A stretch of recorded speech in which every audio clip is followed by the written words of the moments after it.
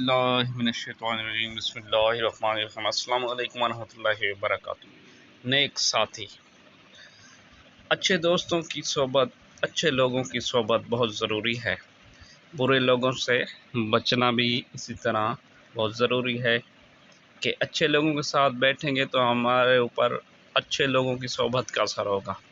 برے لوگوں کے ساتھ بیٹھیں گے تو ہم پر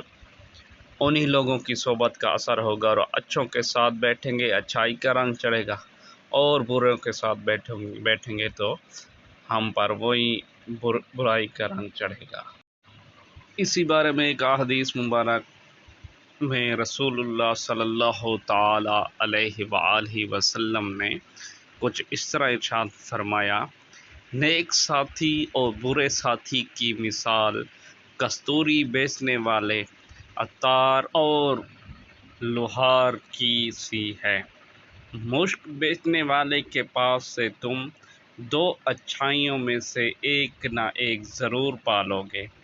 یا تو مشک ہی خرید لو گے، ورنہ کم از کم اس کی خوشبو تو ضرور ہی پا سکو گے،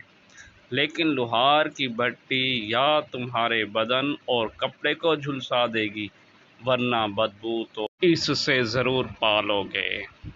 اسی طرح کی مزید ویڈیو دیکھنے کے لیے ہمارے چینل کو سبسکرائب کریں۔